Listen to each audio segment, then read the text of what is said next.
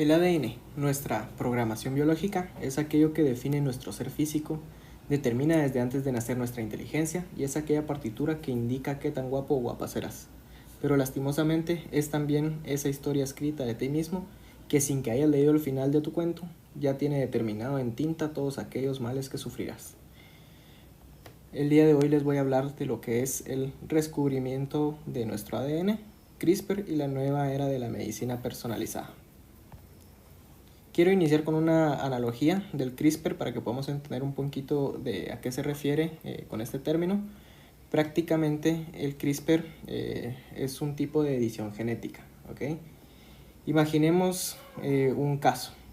Tú estás con tu esposa y se acaban de enterar que van a tener un hijo. El doctor pues muy felizmente da la noticia, pero también tiene que indicar una pequeña condición que cuenta tu hijo y que le va a marcar durante toda su vida. La condición es una condición médica genética en la que tiene una copia adicional del cromosoma 21. Prácticamente eso es una mala noticia, es lo que se conoce como el síndrome de Down. Pero sin darles únicamente la mala noticia, el doctor les indica que hay una opción. Hay una nueva opción de una edición genética que puede cambiar el rumbo de la vida de tu hijo. Obviamente procedes con el procedimiento, te lo inician y después de 9 meses nace tu hijo sin ninguna complicación y al día de hoy, 8 años después, él es feliz, completamente normal y sin el síndrome de Down. Prácticamente esto puede parecer algo de ciencia ficción, pero realmente no es algo imposible y es algo que se está probando actualmente y que probablemente en el futuro vaya a ser las nuevas innovaciones en medicina.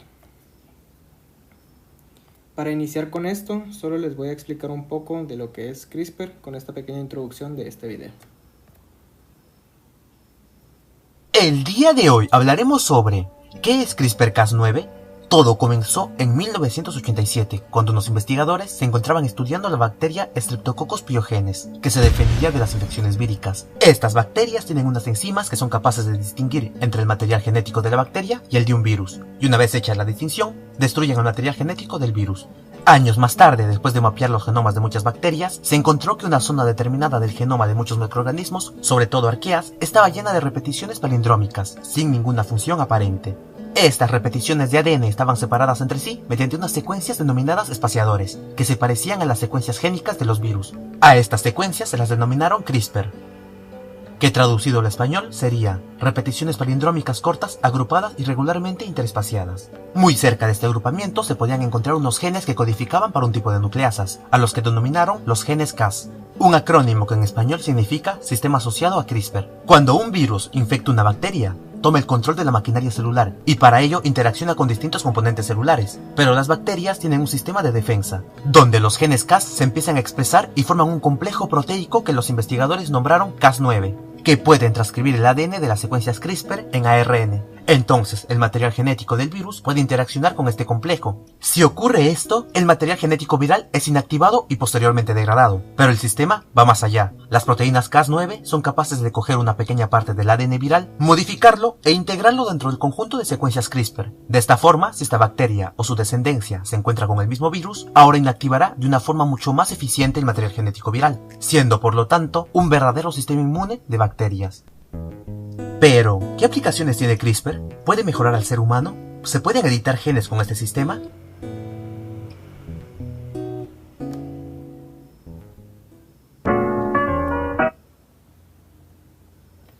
Bueno, para continuar con esto, en resumen, CRISPR se va en 3 simples pasos, que uno va a ser señalar, segundo va a ser cortar y tercero reparar. Donde señalar se basa en una ARN guía que localiza una secuencia objetivo.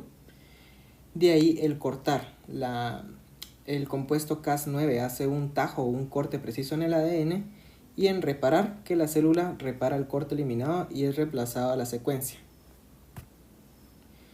Un poco de historia sobre esto. Iniciar en el año 2012 con el gran descubrimiento de Doudna y Carpenter. Antes del 2012, editar genes era un proceso complejo y muy costoso, y únicamente se sabía editar usando herramientas como nucleasas de dedos de zinc o talents. En el año 2012 hubo un hallazgo clave que prácticamente Jennifer Doudna y Emmanuel Carpenter, que son estos personajes que están en la imagen, publicaron en Science un artículo demostrando que la enzima Cas9 junto a una ARN guía artificial podía cortar ADN en sitios específicos con una precisión hasta entonces inalcanzable. Con esto lograron adaptar componentes bacterianos, lo que ahora se conoce como CRISPR, para funcionar en células eucariotas, sentando las bases de la edición genética que conocemos hasta el día de hoy. Esto prácticamente lo que hizo es fundar este funcionamiento del cortar y pegar, que es el que les expliqué anteriormente, por medio de la tecnología CRISPR, y abrieron las puertas a terapias dirigidas, diagnósticos rápidos y mejoras continuas hasta incluso en la agricultura. Con esto también lograron tener en el año 2020 el Nobel de Química, y también fueron el primer equipo que estaba integrado únicamente por mujeres en tener este reconocimiento mundial, y prácticamente fue por el descubrimiento de CRISPR. También tuvimos otro avance que fue en el 2019, que fueron los primeros ensayos en humanos para tratar la anemia falciforme, que con esto quiero seguir a la siguiente diapositiva, que es el caso de Victoria Gray. Victoria Gray era una mujer de 34 años y oriunda de Forest, Mississippi. Sufría de anemia falciforme, un trastorno genético de la hemoglobina que provoca dolorosos episodios de crisis y daño orgánico crónico. En julio de 2019 se extrajeron sus células madres hematopoyéticas de la médula ósea. En el laboratorio, un ARN guía específico y Cas9 editaron el gen BCL11A para reactivar la producción de hemoglobina fetal menos propensa a deformarse. Las células modificadas se inyectaron nuevamente en su torrente sanguíneo tras un condicionamiento para hacer espacio en la médula. Los resultados fueron la eliminación casi total de las crisis dolorosas durante el primer año de seguimiento, los niveles de hemoglobina estables sin necesidad de transfusiones y también la ausencia de efectos secundarios graves relacionados con la edición genética que hubieran sido imposibles lograr en algún otro tipo de tratamientos.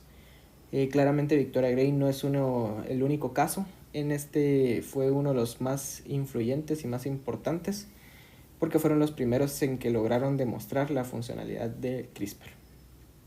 También tenemos el caso de K.J. Muldoon.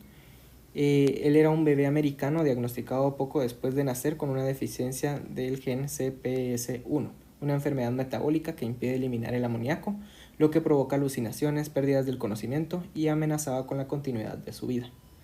En ese entonces se planeó y desarrolló de forma express una ARN guía y Cas9 empaquetados de nanopartículas lipídicas dirigidas al hígado. La primera dosis administrada a los 6 meses de edad fue en el Hospital Children's de Filadelfia. Los resultados fueron una normalización de los niveles de amoníaco en sangre en pocos días, los niveles de hemoglobina estables y sin necesidad de ninguna transfusión, aumento progresivo de la tolerancia a proteínas y crecimiento físico adecuado sin complicaciones graves, y 2 infusiones de refuerzo ya administradas y actualmente está en seguimiento de largo plazo. Este fue un caso que se inició en el año 2025, prácticamente en este año, y actualmente sigue en funcionamiento y los resultados han sido satisfactorios. Y como último, esto no solo ayuda a casos específicos, sino que también se está probando en los ensayos de Leber Congenital Amaurosis, que se iniciaron para resolver tipos de patologías visuales que engloban varias mutaciones como las del gen CEP290 y RPE65, que causan ceguera congénita. El ojo es especialmente accesible para terapias locales, lo cual es una oportunidad clara para demostrar las capacidades de los tratamientos genéticos. En este ensayo prácticamente se creó en vivo, iniciando en 2019, constaba con inyecciones intravítreas, o sea, dentro del ojo, de un virus AAV que lleva Cas9 y también una ARN guía para corregir la mutación de este gen. Los resultados en la fase 1, el 79% de los participantes mostraron mejoría en parámetros de visión tras 6 meses. Confirmó la seguridad de editar células en el ojo, obviamente también editar lo que es el ADN de estas mismas células. Y también estimula nuevas aproximaciones que combinan CRISPR con vectores no virales, para mayor flexibilidad. Realmente esto trae consigo también muchos problemas éticos, muchos problemas con la sociedad en general, Deberíamos pensar si realmente es algo que podemos utilizar desde ya o si tal vez debemos esperar hasta que conozcamos todo a fondo. Hay algunos casos, como por ejemplo en el 2018 el investigador He Jiankyu anunció la creación de los primeros bebés CRISPR resistentes al VIH. Lo hizo sin un protocolo claro, sin aprobación ética internacional y con consentimiento cuestionable, desatando una condena global para lo que eran los tratamientos CRISPR. Prácticamente a estos tratamientos se le conoce como la eugenesia moderna, que prácticamente están corrigiendo ciertas mutaciones y editando los genes, pero que provocan a largo plazo o pueden provocar a largo plazo alguna enfermedad.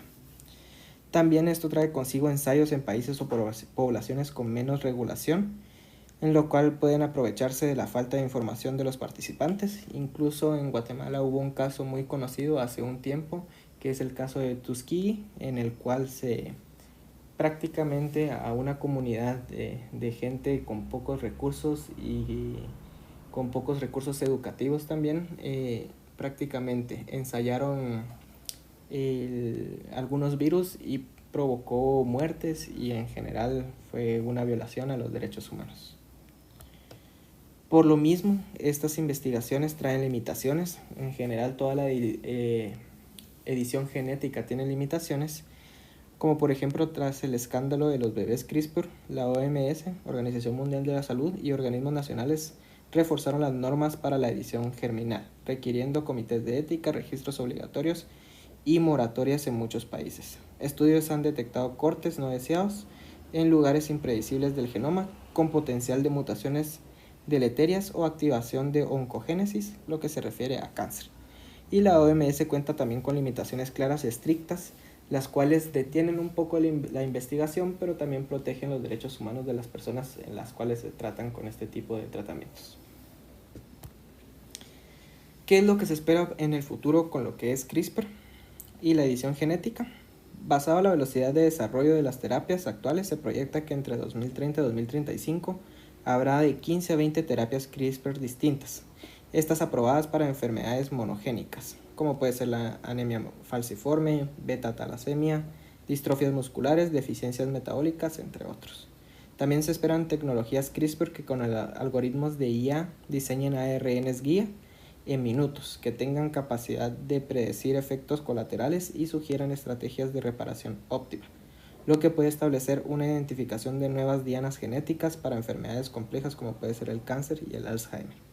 Prácticamente ahorita puede parecer algo imposible, pero las capacidades de CRISPR es que en un futuro tal vez podamos corregir problemas desde antes que los tengamos. Actualmente se puede identificar una persona que es más propensa que otra para tener Alzheimer, para tener cáncer, para tener Parkinson, pero ¿qué pasaría si desde que nos enteramos que lo podemos tener, poder corregir tus genes para nunca tenerlo? Ese es el futuro que se espera por medio de CRISPR. En conclusión, prácticamente podemos poner este caso, una regeneración completa de órganos humanos dentro del cuerpo vivo. Podemos editar células madres actualmente y crear órganos en laboratorio, pero no podemos regenerarnos o regenerar un corazón o un riñón dentro del propio cuerpo tras un fallo total.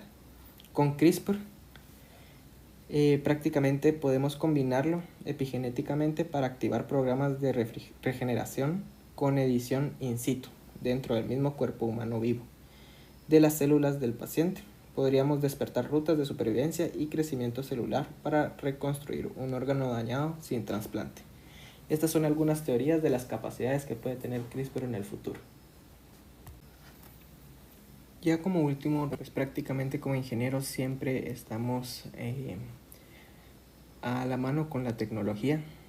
No por ser esto un tratamiento médico no podemos intervenir, realmente podemos intervenir como ingenieros para avanzar con con CRISPR y innovar con ellos. También quiero hacer una mención especial a este capítulo de Netflix de Pocas Palabras, ya que de él me inspiré para realizar esta presentación.